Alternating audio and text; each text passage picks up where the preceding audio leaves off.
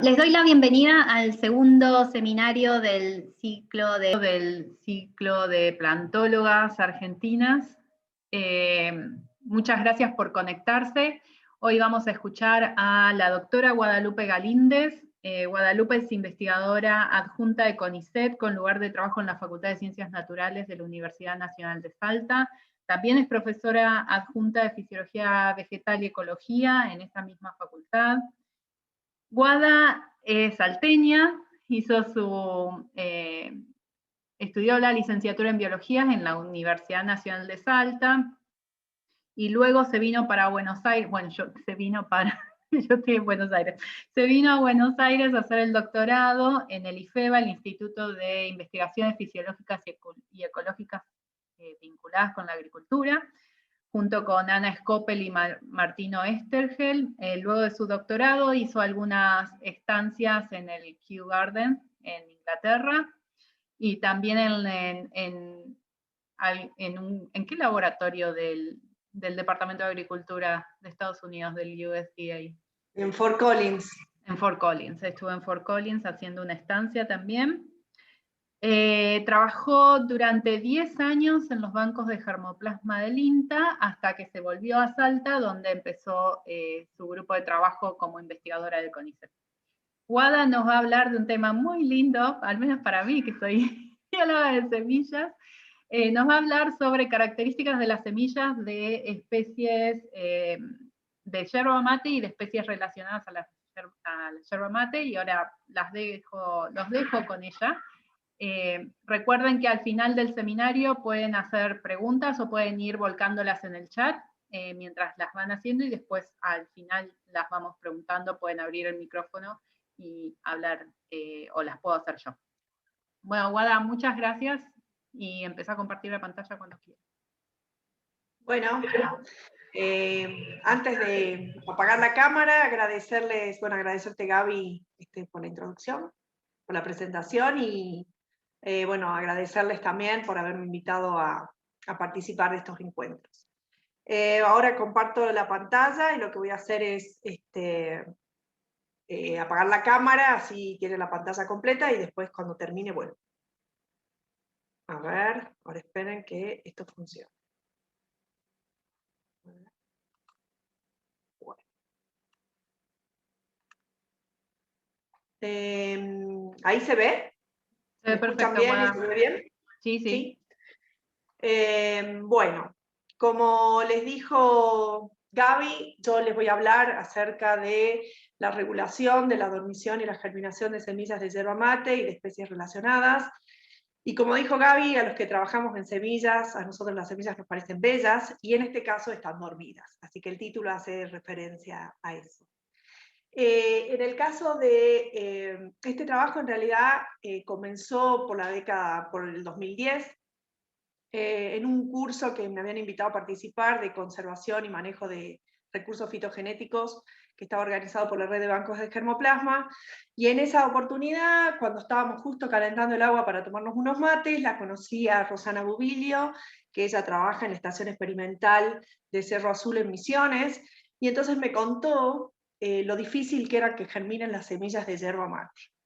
Y entonces empezamos a charlar, y ahí se desencadenó empezar a estudiar, o sea, qué pasaba con la germinación de esta especie tan importante.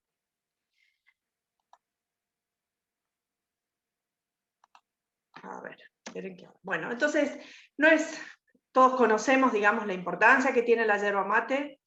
Tiene mucha importancia económica regional, es conocida y muy apreciada por su sabor, por todas las propiedades estimulantes, por el contenido de vitaminas, de minerales, de ácido fólico y de compuestos antioxidantes.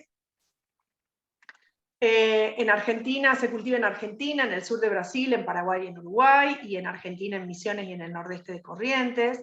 Y algunos datos bien interesantes. En el año 2019, la producción de yerba mate...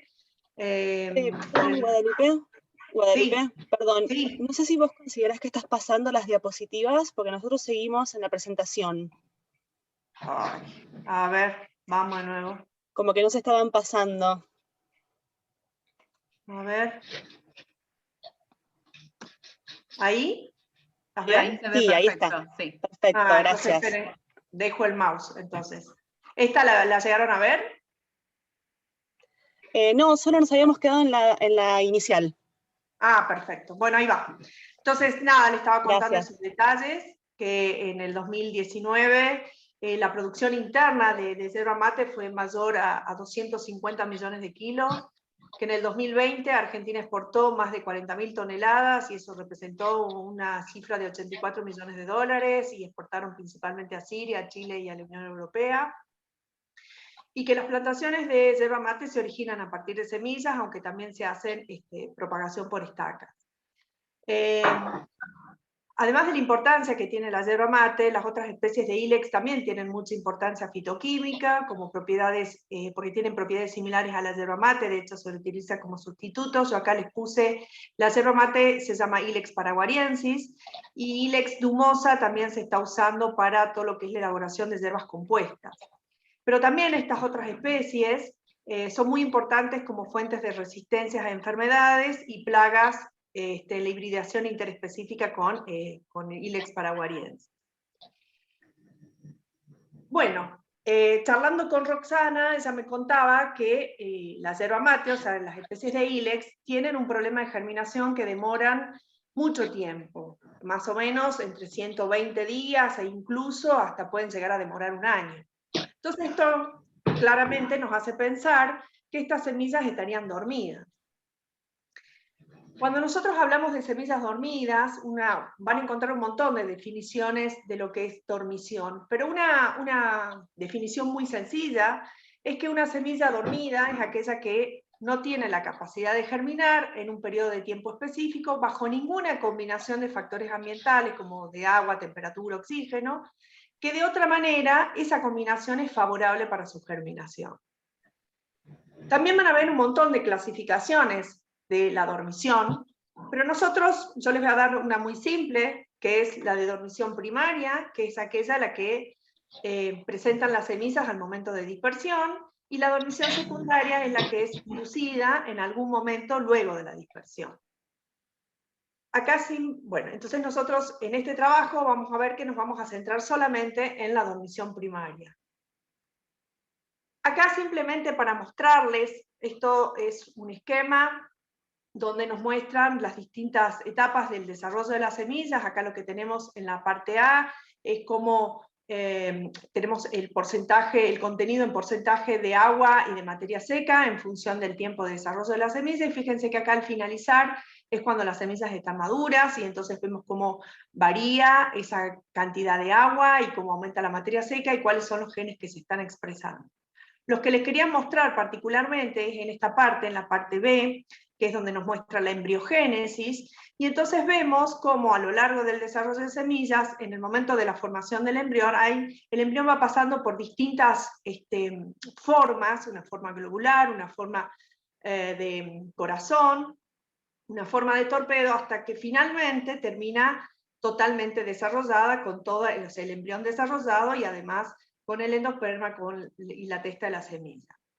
Esto lo vamos a ver ahora. ¿Por qué se los muestro? Porque vamos a ver que las semillas que tienen dormición primaria en algún momento de este desarrollo es cuando adquieren esa dormición. Bueno, rápidamente, para que ubicarlos de qué estoy hablando, recién les decía, bueno, cómo el embrión a lo largo del desarrollo de la semilla va a terminar diferenciado. Sin embargo, fíjense que la clasificación, acá tenemos todas las clases de dormición y las semillas no dormidas, nosotros se pueden agrupar en dos grandes grupos. Por un lado, cuando las semillas tienen embriones diferenciados y totalmente desarrollados, que sería la última figura de nuestro esquema anterior, cuando las semillas se embeben y germinan en un tiempo de 30 días, por ejemplo, podemos decir que las semillas no están dormidas. Si por el contrario se demoran más tiempo, podríamos pensar entonces que tienen una dormición fisiológica. Y si las semillas, por ejemplo, no se embeben, si se escarifican y pasa un tiempo de 30 días, entonces hablamos de una dormición física, y si demoran más tiempo, podemos estar pensando en una dormición combinada entre fisiológica y física. Por otro lado, tenemos el grupo de aquellas semillas que al momento de la dispersión se dispersan con semillas con embriones que están indiferenciados o que están diferenciados pero no se han desarrollado. En este caso se agrupan los otros dos tipos de dormición, los que son la dormición morfológica y la dormición morfofisiológica. Este es simplemente una figura que se encuentra en este libro, en el libro de semillas de Baskin y Baskin, donde lo que nos está mostrando es cómo, donde está representado el porcentaje de las clases de dormición o de no dormición en función de los biomas del mundo, o sea, la biogeografía de las clases de dormición. Y lo que podemos ver acá, entonces, en el eje de las X, es todos los tipos de biomas, donde tenemos desde zonas tropicales y zonas templadas, y los distintos biomas. Y entonces hay cuál es el porcentaje, ¿sí? Fíjense que con cada uno de los símbolos están representados estos tipos de dormición que yo les contaba, y entonces lo que se puede ver a grandes rasgos es que la dormición fisiológica es la más común, ¿sí? Fíjense que está tanto en zonas tropicales y subtropicales como en zonas templadas. La que le sigue es la dormición física, esta que está representada con cuadritos, y las otras dormiciones, tanto la que es morfofisiológica como morfológica, o la combinación de estas dos, no se encuentran, o sea, no hay ninguna que se encuentre en ninguna zona en particular. O sea, la podemos encontrar en todos los biomas.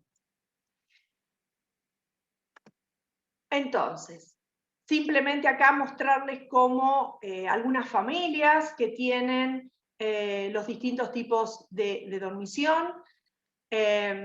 Sin embargo, lo que les quería mostrar es que aun cuando hay familias que se caracterizan por un tipo de dormición, eso no significa que todas las semillas, o sea, todas las especies que forman esa familia, tienen ese tipo de dormición. Pueden ser que algunas no tengan dormición, o puede ser que tengan otro tipo. Por ejemplo, en el caso de las fabáceas y las malváceas, pueden tener o dormición física, o también pueden tener dormición combinada, o las liliáceas pueden tener fisiológica o dormición morfofisiológica. Con esto, ¿qué les quiero mostrar? Que cuando uno empieza a estudiar los tipos de dormición primaria, es muy importante, además de la búsqueda bibliográfica y de saber de qué familia y si se caracteriza por algún tipo de dormición, estudiarla para cada una de las especies en particular. Acá, simplemente, si se fijan, en la dormición morfofisiológica está marcado con negro lo que son las aquifoliáceas, que es el género Ilex, o sea, de la yerba mate y de las otras especies, pertenecen a esta familia. Entonces, nosotros, partiendo de que la yerba mate y las especies afines pertenecen a la familia de las aquifoliáceas y estaba estudiado de que tienen dormición fisiológica, entonces nos pusimos a mirar por ese lado. ¿Cuáles son las características de la dormición morfofisiológica? Por un lado, sabemos que las semillas absorben agua. Esperen que acá no sé. Sí, que la germinación demora más de 30 días, que las semillas tienen embriones pocos desarrollados, por lo tanto tienen dormición morfológica, que los embriones tienen bajo potencial de crecimiento, lo que indica que tienen dormición fisiológica, que para romper la dormición fisiológica necesitan estratificación cálida y o frío, y que para que el embrión crezca, el embrión va a crecer cuando pasa por una etapa de estratificación cálida o fría. Pero bueno, o sea, el hecho de estar en una dormición combinada ya es por sí compleja, pero además existe una clasificación de 9 niveles de dormición morfofisiológica. Esos niveles de dormición morfofisiológica, básicamente uno podría pensar o podría agrupar en dos grandes grupos. La dormición morfofisiológica simple, los niveles simples de dormición, son en los que las especies se caracterizan porque sus embriones van a crecer a temperaturas mayores a los 15 grados, es decir, que el embrión va a crecer con estratificación cálida, y los niveles complejos de dormición morfofisiológica, los embriones crecen a temperaturas entre 0 y 10 grados, es decir, que necesitan estratificación en frío. A su vez, cada uno de estos niveles se pueden clasificar en dormiciones que son no profundas, intermedias o profundas. Algo importante que es, digamos, cuando uno estudia este tipo de dormición, es decir, bueno, hasta ahora veníamos hablando de qué cosas tenemos que tener en cuenta. La estratificación en frío, la estratificación cálida y también la aplicación o el efecto que tiene el ácido giberélico sobre la germinación. Entonces, pensando que las semillas tienen que crecer y tienen que romper la dormición fisiológica, en el año 2004, en este artículo, Baskin y Baskin desarrollaron un experimento que se llama Move Along Experiment, que en la traducción yo pensé algo como un experimento secuencial de temperaturas. Lo que se hace es, básicamente, es simular las condiciones de cada una de las 4 estaciones del año e ir poniéndolas a las semillas durante determinados periodos de tiempo en cada una de esas temperaturas, y después posteriormente esas semillas se van pasando a cada una de las siguientes temperaturas. Como, fíjense que se empieza por el invierno y el otro tratamiento se empieza por verano, y los tratamientos controles son las temperaturas que simularían invierno, primavera, verano y otoño de manera continua. Entonces, simplemente para, digamos, eso sería lo que a nosotros nos permitiría introducirnos en que estas semillas tendrían dormición morfofisiológica y cómo se estudia. A modo de simplemente de contarles, este género Ilex, como dijimos, pertenece a la familia de las acuifoliáceas, hay más de 500 especies en el mundo, tiene una distribución cosmopolita, en Sudamérica hay 250 especies, y en Argentina tenemos 7 especies que son nativas. Tienen, como dijimos, mucha importancia económica, pero también son importantes para la industria farmacéutica, nutracéutica y de cosmetología. Está formada por árboles y arbustos, son diclinos dioicas, tienen flores en dicacios, su fruto es un nuculáneo que es pequeño, de color, tiene un epicarpo carnoso, rojo, negro, que es muy atractivo para las aves, y tienen un endocarpo leñoso que está rodeando a las semillas, a las que se denomina pirenos. Y cada fruto tiene entre 3 y 5 semillas. Entonces, ¿qué sabíamos nosotros al momento de empezar este estudio? Por un lado, ya dijimos que tienen dormición morfofisiológica, y esto también basado en otros estudios que se hicieron con otras especies del género Ilex, por ejemplo, de zonas templadas de Norteamérica, vieron que la dormición que tienen estas especies es dormición morfofisiológica simple profunda. Es decir, que necesitan, para salir de ambas dormiciones, necesitan la estratificación cálida y fría. Por el contrario, las especies de zonas subtropicales o tropicales, que en este caso es esta especie, que se estudió en Taiwán, mostró que tiene dormición simple no profunda. Es decir, que para salir de la dormición solamente necesita una estratificación cálida. Esto un poco relacionado a lo que estábamos viendo de la biogeografía de la dormición. Entonces, ¿qué es lo que nosotros sabíamos? Además de toda esta información, sabemos que Ilex paraguariensis tiene embriones subdesarrollados. Entonces, hasta el momento de hacer este trabajo, lo que sí se sabía es que demoraba mucho tiempo y estaba solamente asociado, o principalmente estaba asociado a la falta de desarrollo de ese embrión. Sin embargo, no se pensó también la posibilidad que en realidad tuvieran una dormición combinada, es decir, no solo morfológica por el subdesarrollo de ese embrión, sino también que tuvieran dormición fisiológica. Entonces, con base en toda esta información, es decir, que Ilex paraguariensis tiene embriones subdesarrollados, que las semillas de otras especies de Ilex presentan dormición morfofisiológica, y que las 6 especies de Argentina se distribuyen en zonas subtropicales de Argentina, nosotros esperábamos que las semillas de estas especies presenten dormición morfofisiológica simple, no profunda, al igual que para otras zonas subtropicales. Bueno, entonces, ¿qué es lo que hicimos? Acá tenemos las 6 especies, se estudió Ilex argentina, brasiliensis, brevicuspis, dumosa, paraguariensis y tisan, perdón, acá quedaron con mayúsculas estos los nombres. Lo que se hizo fue en la época de dispersión natural, fue recolectar semillas de cada una de las especies, se extrajeron las semillas, se eliminaron todas las semillas que estaban vanas, se secaron y se almacenaron, y se determinó el peso de 100 semillas, el contenido de humedad y la viabilidad por tetrazol. ¿Qué es lo que obtuvimos? Fíjense que 100 semillas pesan menos de 1 gramo, variando el peso, o sea, con semillas más livianas, por ejemplo como brasiliensis, y más pesadas como paraguariensis. El contenido de humedad, se dispersan con bastante contenido de humedad, Brevicuspis con menos, con un porcentaje de 7, mientras que Argentina con un porcentaje de 14, y con relación a la viabilidad vimos que en general era mayor al 90%, salvo para paraguariensis y para Argentina. Esto también nos llevó a que tuvimos que ajustar la cantidad de semillas que poníamos para cada uno de los ensayos. Para realizar entonces, para evaluar cómo era el efecto de las temperaturas sobre el crecimiento y la germinación, lo que hicimos con base en los datos climáticos de Cerro Azul, en Misiones, hicimos nuestro experimento secuencial de temperaturas, y entonces las temperaturas que usamos para simular el invierno eran de 15,5, para primavera de 25,15, para veranos de 30,20 y para otoño de 20,10, y también utilizamos una temperatura constante de 25, y los controles estaban dados, o los otros tratamientos, por estas temperaturas que se mantuvieron constantes. Esto fue el tiempo en las que se pusieron en cada una de estas temperaturas, y el experimento duró 40 semanas, es decir, casi un año, 10 meses.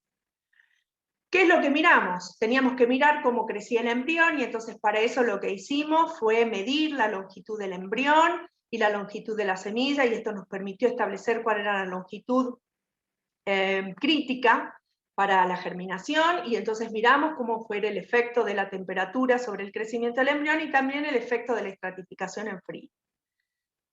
Para la germinación, entonces lo que hicimos fue medir el porcentaje de germinación, y también vimos el efecto de la temperatura, de las temperaturas en su régimen constantes durante todo el periodo de tiempo, también el efecto de las secuencias de temperaturas para la salida de dormición, el efecto del estratificado en frío y el efecto de la aplicación de giberelinas.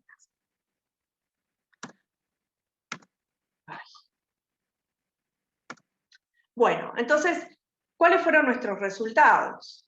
Lo primero que vimos es, que esto un poco ya lo sabíamos, acá hay unas fotos de Ilex brevicuspis. Las primeras son con lupa y las segundas son con microscopio óptico. Lo que podíamos ver inicialmente es que los embriones eran pequeños, rudimentarios, o sea, y con forma de corazón, ¿sí? Ocupan una pequeña porción en el endosperma, y fíjense acá, las semillas tienen una longitud que va entre 2 y 3 milímetros, los embriones inicialmente tienen un valor muy, muy, muy bajo, entre medio milímetro y 1/4 de milímetro, y cuando van a germinar, fíjense cuánto es el aumento de ese embrión, cuánto crece el embrión para antes de la germinación. Aumenta entre 4 y 8 veces su tamaño inicial, su longitud inicial previo a germinar. Entonces nosotros acá con la lupa veíamos de esta manera, fíjense acá cómo de un tamaño que inicialmente en la lupa casi es imperceptible, terminamos mirando un embrión completamente desarrollado, casi ocupando toda la semilla, y lo mismo cuando veíamos en el microscopio óptico, perdón. Entonces, ¿qué es lo que pasó con la temperatura? Lo que podemos ver es, fíjense acá tenemos representado el porcentaje de germinación en función del tiempo, tenemos las 6 especies, y tenemos representados con colores. En color rojo está la secuencia de pasar de verano a invierno, y en azul está al revés, la de invierno a verano. Entonces lo que podemos ver es que tanto Argentina como paraguariensis, las dos especies germinaron muy poco. Ilex dumosa germinó un poco más, mientras que brasiliensis, brevicuspis y tisan germinaron en altos porcentajes, más del 90%. Estas tres especies, lo que vemos es que los mayores porcentajes lo tuvieron en las temperaturas de 25-15, es decir, de primavera. Mientras que las otras tres especies germinaron en altos porcentajes, siempre en temperaturas cálidas, y por ejemplo para brasiliensis y para tisan también se vio aumentado o incrementado el porcentaje de germinación cuando pasaron por las distintas secuencias.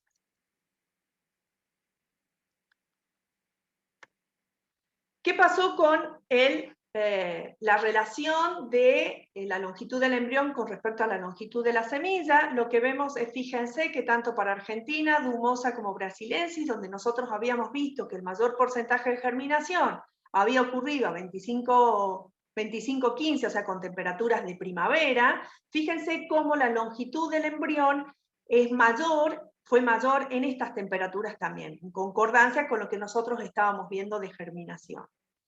En el caso de Brasilensis, por ejemplo, vimos la mayor longitud se obtuvo cuando las semillas pasaron digamos, en la secuencia de temperaturas de verano a temperaturas de otoño. En el caso de Brevicuspis se vio al revés, cuando pasaban de bajas temperaturas a altas, pero fíjense que igualmente era pasar de primavera a verano, o sea, siguen siendo temperaturas altas. Y en el caso de Tisan se vio en realidad en las temperaturas constantes también altas, de primavera y de otoño.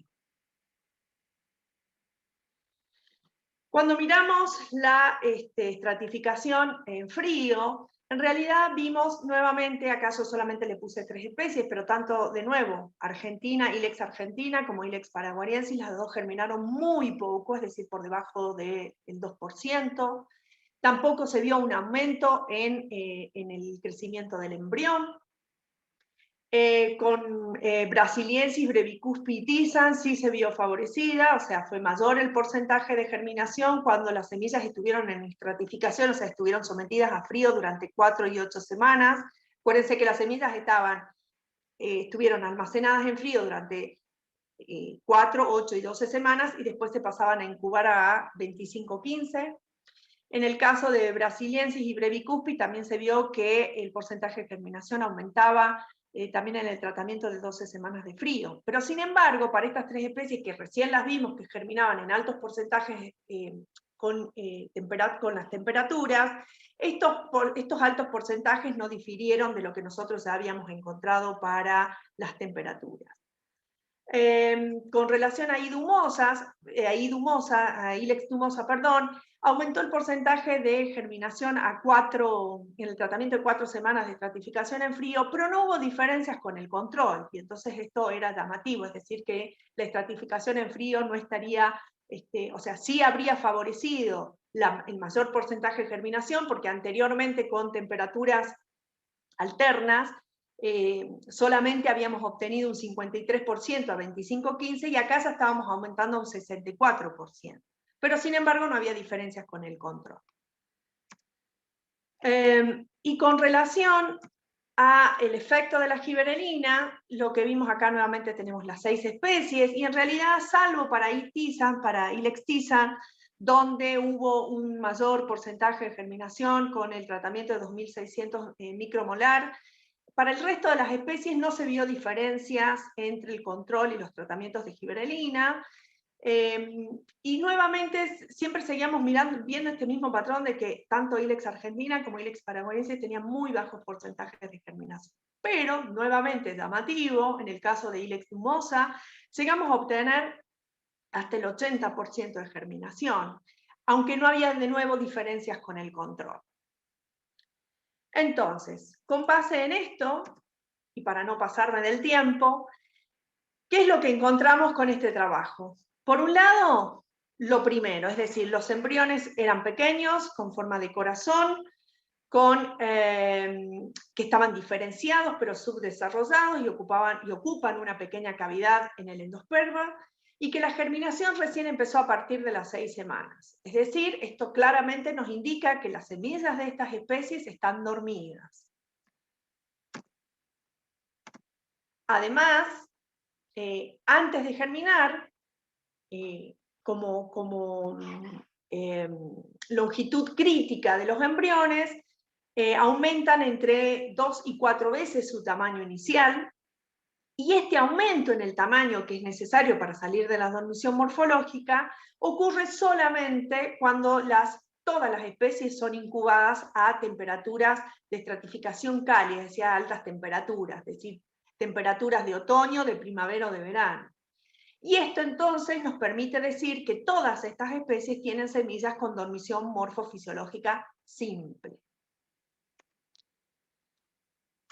Con respecto entonces, Sin embargo, o sea, sabíamos que estaban dormidas, que tienen dormición simple porque el embrión necesita temperaturas altas para crecer, pero vimos diferencias entre las distintas especies, es decir, dentro de la simple, ¿qué nivel de dormición morfofisiológica tenía? Entonces, lo que pudimos comprobar para Ilex brasiliensis, Brevicuspis y Tisan es que germinaron más del 80% después de 12 e inclusive hasta 24 semanas, que sus embriones no crecieron en estratificación en frío, que las gibberelinas no incrementaron la germinación, y que la estratificación cálida fue la única condición para el crecimiento del embrión y la germinación de las semillas. Con base en todo esto, y si nosotros volviéramos a esa clasificación, ¿se acuerdan de los 9 niveles de dormición morfofisiológico? Podemos decir entonces que estas 3 especies presentan una dormición morfofisiológica simple, no profunda. Tal cual nosotros lo esperábamos inicialmente. Sin embargo, ¿qué pasó con las otras especies? Que a lo largo de toda la presentación yo les fui mostrando que no respondieron a los tratamientos que nosotros le dimos. En el caso de Ilex dumosa, nosotros inicialmente, cuando las semillas se pusieron a 25-15, germinó el 53% después de 40 semanas. Cuando hicimos el tratamiento de estratificación, germinó un 64%. Y cuando hicimos el tratamiento con gibberelinas, germinó el 81%. Lo que ocurrió en ese caso, pero acuérdense que yo les había dicho que en estos dos tratamientos no había diferencia con el control. Entonces era lo que llamaba la atención de decir, bueno, ¿por qué no hay diferencias? Lo que ocurrió, y esto es llamativo y es algo muy interesante para los que trabajamos en semillas, cuando nos vamos demorando en el tiempo en largar los ensayos, estos ensayos se largaron en marzo, estos ensayos se largaron en abril y estos ensayos se largaron en mayo. Eso permitió entender o ver que en realidad esas semillas que estaban secas y que estuvieron almacenadas, lo que ocurrió fue que se posmaduraron, ¿sí? Durante el almacenamiento. Y entonces eso hizo que levantaran la dormición morfofisiológica, la dormición fisiológica, perdón. Es bien conocido que la posmaduración durante el almacenamiento lo que hace es disminuir la duración del tratamiento que se necesita para romper la dormición. Es decir, si nosotros volviésemos entonces a nuestra clasificación original, nosotros vimos que la gibberelina aumentó el porcentaje de germinación y también la estratificación en frío, y entonces podríamos clasificarla a idumosa como que presentan dormición morfofisiológica simple de tipo intermedio. Y esa diferencia que nosotros no vimos con el control puede ser atribuido a que las semillas en realidad se posmaduran.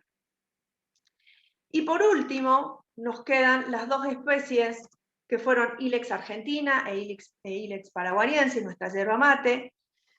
Y lo que pasó es que, bueno, el crecimiento fue muy lento del embrión, que obtuvimos muy bajos porcentajes de germinación, inclusive después de 40 semanas, que en la naturaleza lo que sabemos es que Ilex paraguariensis germina, se demora mucho tiempo en germinar, inclusive puede pasar el año hasta antes que germinen. Y que los embriones no crecieron durante la estratificación en frío y la gibberelina tampoco promovió la germinación. Esto nos hace pensar que estas dos especies presentarían dormición morfológica simple profunda.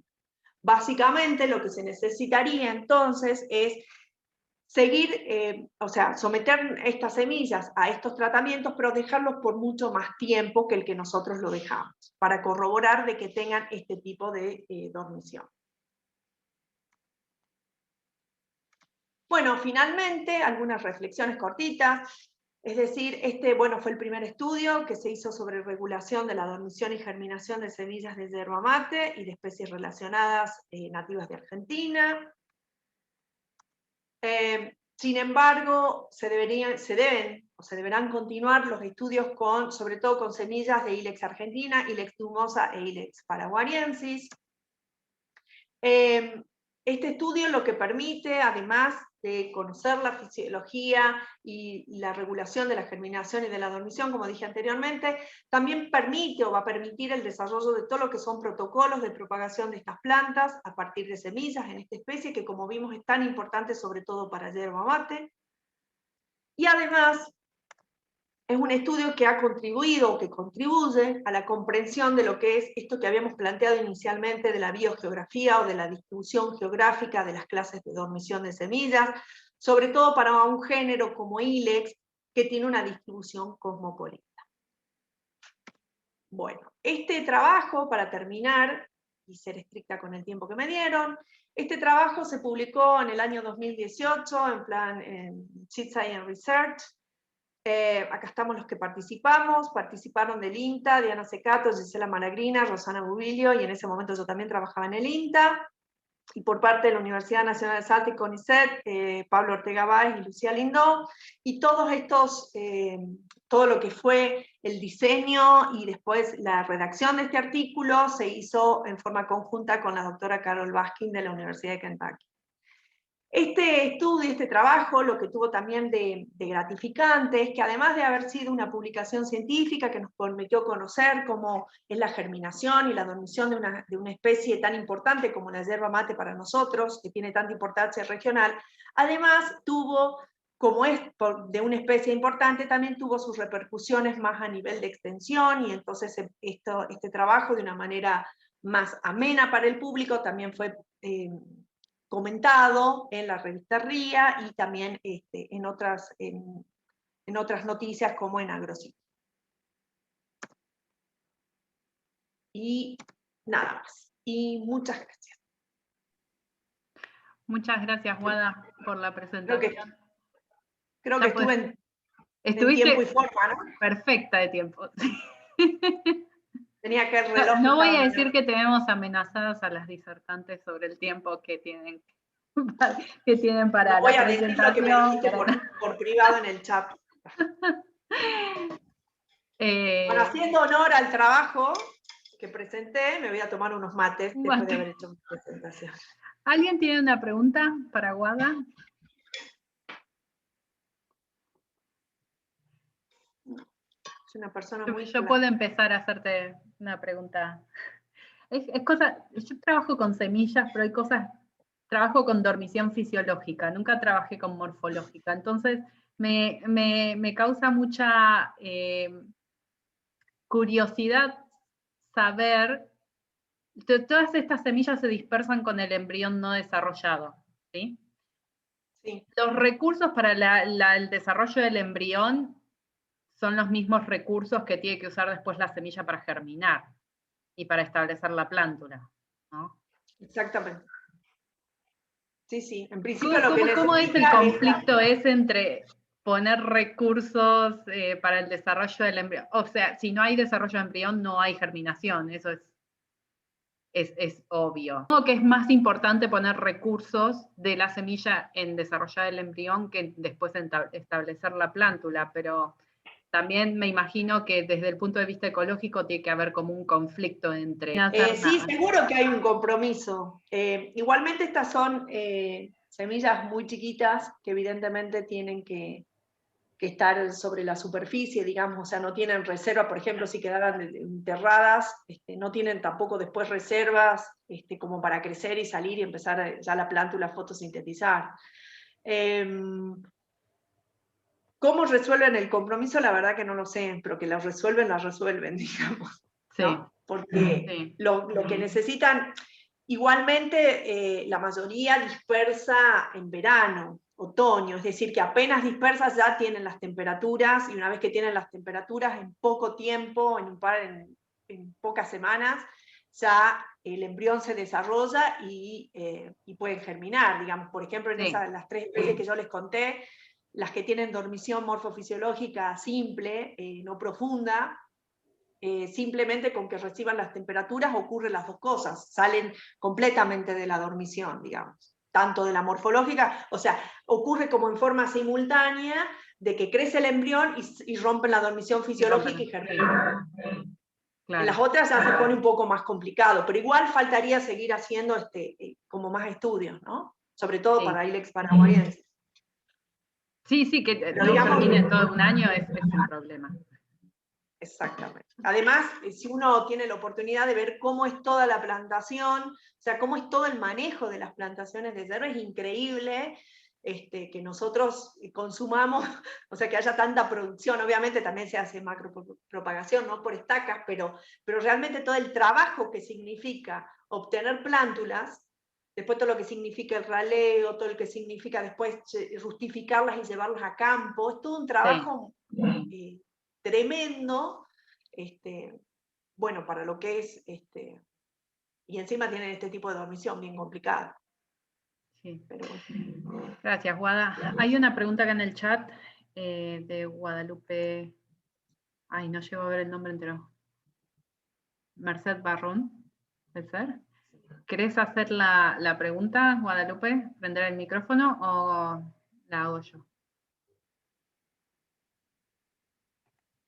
Por ahí no tiene micrófono. Ah, bueno, sí que sí, pero... A ver, la hago. Dice Hola. que... Ah, ahí está. Gracias. Sí, hola, buenas tardes, doctoras. Bueno, la pregunta es, ¿en qué etapa del desarrollo del embrión es ideal aplicar las fitohormonas? Gracias. Bueno, en realidad, a ver, uno en realidad hace la aplicación de hormonas una vez que ya las semillas ya dispersaron, o sea, lo que nos permite a nosotros identificar que tienen este tipo de dormición, o sea, lo que uno sabe es que al momento de dispersarse estas especies particularmente tienen el embrión, lo tienen diferenciado pero no desarrollado. Yo no he visto ningún trabajo donde se haga aplicación en la planta madre para ver si pueden salir o sea, es decir, si en planta madre pueden los embriones desarrollarse y dispersarse de manera el embrión desarrollado. Las aplicaciones siempre de giberelinas, por ejemplo, que se las utiliza específicamente para la salida de dormición fisiológica, se hacen ya con la semilla ya madura, digamos. Una cosa es que sí o sí las semillas se utilizan una vez que se dispersan naturalmente, ¿sí? En el caso de estas ILEX, el embrión de esas semillas está no desarrollado, y ahí es cuando se aplican, por ejemplo, las giberelinas. Solamente a nosotros vimos resultados con la aplicación de giberelinas para ILEX dumosa. Para el caso de ILEX brevicupi, brasiliensis y Tizar no es necesario la aplicación de hormonas, es simplemente esas semillas necesitan las temperaturas de primavera o de otoño o de verano, y es suficiente, se desarrolla el embrión y germina. En el caso de ILEX dumosa, sí, por lo que nosotros obtuvimos, es que necesitan la aplicación de giberelinas o incluso la posmaduración. Y en el caso de ILEX argentina y paraguariensis, estaría pasando por también una cuestión de que necesitan mucho más tiempo, porque tampoco vimos respuesta a la aplicación de giberelinas, ni de estratificación en frío. No sé si contesté tu pregunta. Sí, doctora, porque, bueno, sí, mi pregunta también iba relacionada porque en un tiempo estuve trabajando con semillas de Arabidopsis y algunas no querían germinar, entonces lo que se me ocurrió fue aplicarles giberelinas y después meterlas a 4 grados centígrados. Algunas sí lo lograron, pero otras no, entonces me interesaba saber cuál era como la etapa o en qué estaba cometiendo el error, pero me ha quedado claro su explicación, gracias. Sí, igualmente, bueno, con Arabidopsis te podrás cansar de leer bibliografía, porque si hay una especie que está estudiada de las germinaciones, Arabidopsis, pero Arabidopsis no tiene dormición morfofisiológica, tiene dormición fisiológica. Y entonces, en este caso, hay que levantar dos tipos de dormición, la morfológica y la fisiológica. Y lo mismo para Arabidopsis, la aplicación es, lo que pasa es que vos preguntaste en qué momento del desarrollo, ¿no? Me parece que inicialmente, y en realidad las aplicaciones se hacen una vez que las semillas ya se dispersaron, es cómo se levantan esas dormiciones, cómo se rompen, pero una vez ya dispersada, no durante el desarrollo. El desarrollo ocurre cuando todavía las semillas están conectadas a la planta madre, están recibiendo recursos de la planta madre. La diferencia es que la dormición primaria, esa dormición la adquieren en ese momento antes de dispersarse, y en la secundaria no, después es inducida. Pero digamos, no sé si, no me quedaría con esto que yo te estoy contestando para que vos puedas saber cómo manejar tus semillas de Arabidopsis. Eso es lo que te quiero decir. Me Es parece muy que probable que la viabilidad haya estado afectada en esas semillas. porque Arabidopsis, si le dejas frío y le pones gibberellinas, germina a lo loco, ¿no? Les encanta. Bueno, hay otra gracias. pregunta. De nada. José, ¿querés preguntar vos? Hola Guadalupe, muy linda Hola, ¿qué tal? la charla. Te quería preguntar, pero yo soy totalmente, digamos, un neófito en este tema. ¿Cuál es la ventaja evolutiva adaptativa de dispersar semillas con embriones no completamente desarrollados? Si es que tiene alguna ventaja para Ilex paraguayensis, y si se sabía algo más a nivel molecular de cuál es la señal que de alguna manera desencadena que el embrión se termine de este switch, ¿no? De desarrollo, que termine de desarrollar para poder germinar. Bueno, te contesto primero la segunda parte. En realidad yo no he leído, lo que no significa que no se esté avanzando con la parte molecular, o sea, cuáles son los mecanismos moleculares involucrados en la salida de dormición, no conozco, digamos. Al ser de unas dormiciones bastante más complejas, donde uno debería estar pensando que hay, digamos, involucradas varias señales o varios mecanismos. Yo no leí nada, o sea que no te puedo resolver eso porque en realidad no leí ningún artículo que haga específicamente referencia a la parte molecular de este tipo de dormición. Todos los que leí hacen básicamente primero entender cuáles son las señales ambientales que se necesitan para la ruptura de ambas dormiciones. Cuál ocurre primero, cuál ocurre después, o si ocurren de forma simultánea. Y con respecto a lo evolutivo, la dormición por definición, digamos, es como una estrategia que tienen algunas especies que les permite mantenerse en el tiempo y cuando las condiciones son las adecuadas poder germinar y de así, de alguna manera, siempre garantizar, o sea, que germinen en el momento óptimo para garantizar la supervivencia de las plántulas. Porque muchas veces uno se queda simplemente concentrado en la germinación, medido como la aparición de la radícula, y en realidad que germinen, lo que se tiene que garantizar es la supervivencia de la plántula, es decir, que la germinación no ocurra aún, ¿sí?, cuando puede germinar, sino cuando se garantice que las plántulas puedan sobrevivir y mantener esas poblaciones viables o mantener esas especies en el tiempo. En el caso de esta dormición, al igual que otras dormiciones, lo que les permite es ir germinando en distintos momentos del año y de alguna manera, si se quiere, como garantizar esa emergencia y supervivencia. Si uno lo pensara a nivel poblacional de semillas, puede ser que en distintos momentos puedan ir despertándose, o sea, como población de semillas, que tienen una distribución gaussiana con semillas muy dormidas, o sea, con semillas despiertas, semillas dormidas y semillas intermedias. Bueno, según las condiciones que vayan percibiendo esas semillas, podrán ir saliendo de dormición y estableciéndose las plántulas. Pero bueno, es como una característica general de la dormición, digamos. O sea, ¿por qué estas especies tienen ese tipo de dormición? No lo sé. Igualmente te invito a leer en el libro de los Baskin y Baskin, de semillas, de ecología de semillas, donde está ecología, biogeografía y evolución de la germinación y dormición de semillas. Ahí probablemente también puedas avanzar un poco más con esto, pero es una cuestión, digamos, de ese tipo de ventaja. Bueno, gracias por el... De nada. José, yo te puedo pasar un review de hace unos años que escribieron los Baskin sobre evolución de la dormición. Ah, Vale, sí, hay uno.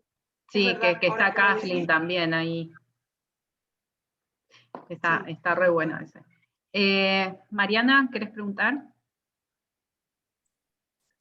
Hola, ¿se escucha? Sí. Hola, Gaby, ¿cómo Hola, amiga. estás? ¿Cómo me alegra verte? Igualmente, como me Lo alegra mío es escucharte. una...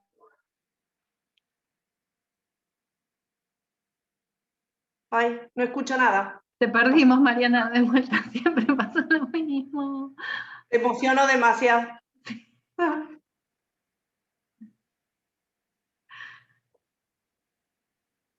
conexión es inestable. Sí, ahí te escuchamos que dijiste que la conexión es inestable. Sí, es inestable mi conexión de internet. Bueno, espero poder. No, solamente quería justamente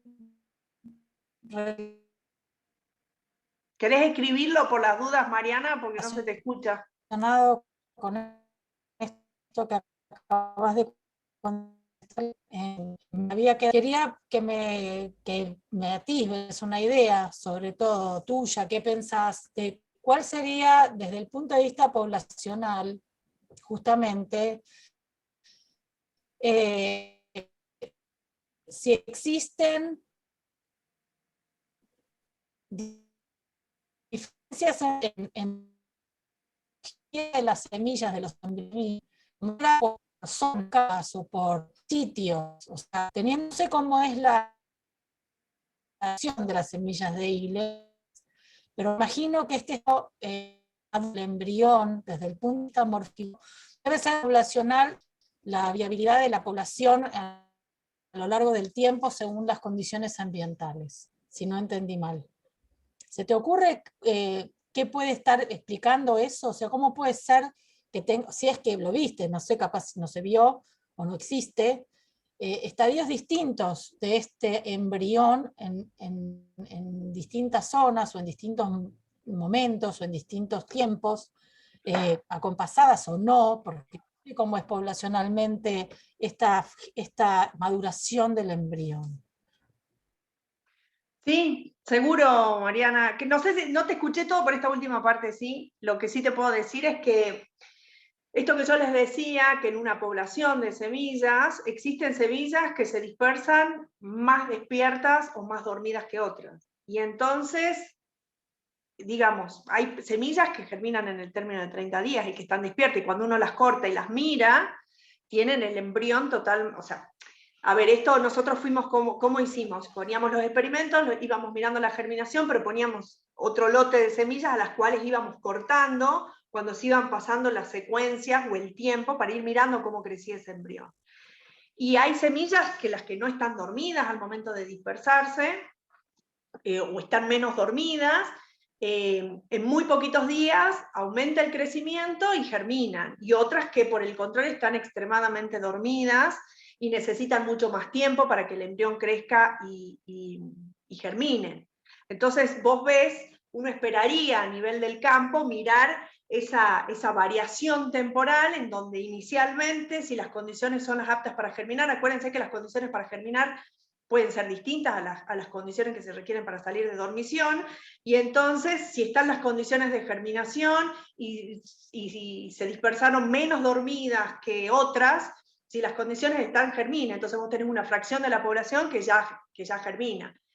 ¿Sí? Y puede ser otra que pasen, por ejemplo, todo el invierno dormidas y recién empiece el crecimiento en la primavera, y entonces tengas toda una secuencia de temperaturas más altas y quizás de lluvias de verano que aseguren el establecimiento de las plántulas. O sea, vos tendrías como un juego de tener una pequeña fracción de la población germinando inicialmente, apenas se dispersan, o a las poquitas semanas de dispersadas, donde están en otoño, digamos, y después, sin embargo, esas plántulas tienen que pasar todo el invierno. Y entonces, bueno, pero sin embargo, a nivel de la especie o de esa población, todavía queda un conjunto de semillas que están en el banco de semillas dormidas, hasta que recién en primavera se empiezan a subir las temperaturas y empiece todo el proceso de crecimiento y de salida de dormición. Sí, perfecto, ya entendí. Perfecto, perfecto. De nuevo, uno cuando lo piensa a nivel ecológico o a nivel de lo que pasa en el campo, la cosa empieza como siempre a funcionar desde otro lado, ¿no? Mirando la dinámica poblacional de esa población de semillas, ¿no? Y una cosa también importante es que yo no sé, pero acá creo que está, por lo menos la vi al principio, a Rosana Bubilio, que es la que trabaja en Yerba Mate. Ella está en el banco de germoplasma de Cerro Azul y es la que conserva las especies nativas en ese banco de germoplasma. Una cosa me olvidé decirle, todo este trabajo se hizo en el banco base de germoplasma del INTA Castelar, que era cuando yo estaba ahí. Y entonces me parece que a nivel, como está, ILEX ya está en una especie que está en mejoramiento, no sé si vemos dinámica poblacional, digamos. O sea, me parece que ya todo el manejo de ILEX pasa por el manejo que se tiene de ILEX. ¿Sí? O sea, no sé si nosotros, o quizás Rosana nos pueda decir, si hay todavía poblaciones silvestres, si se quiere, y alguien se puso a estudiar realmente cómo es esa dinámica poblacional, o en realidad ya es una especie con tanta importancia que todo se produce de manera comercial. ¿No? O sea, que se hacen los almácigos, o sea, que se hace todo un proceso donde no se está mirando realmente cómo pasa en la naturaleza. Por eso es que son tan interesantes estos estudios, de estos experimentos de secuencias de temperatura que nos permiten simular qué es lo que estaría pasando en la naturaleza, ¿no?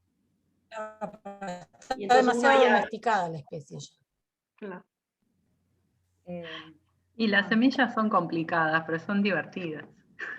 Son bellas durmientes, como vos decís. Bellas durmientes, como yo les digo.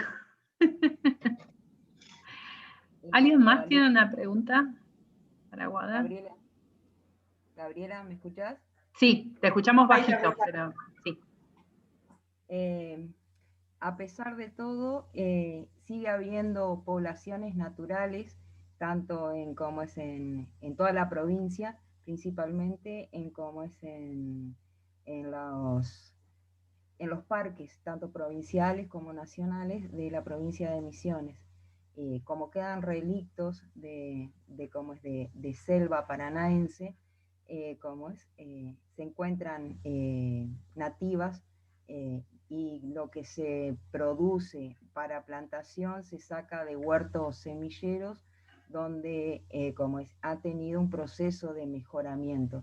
Hay mucha tela para cortar con la parte de mejoramiento de ILEX, paraguariensis, ¿no? Porque las otras no se ocupan para la producción de yerba, y a nivel de poblaciones, creo que la vi Alexandra Gottlieb, que ella estuvo trabajando mucho con poblaciones naturales, que también les podría contar un poco sobre el tema, pero la especie en sí, Ilex paraguariensis, apenas estamos avistando lo que se puede llegar a mejorar.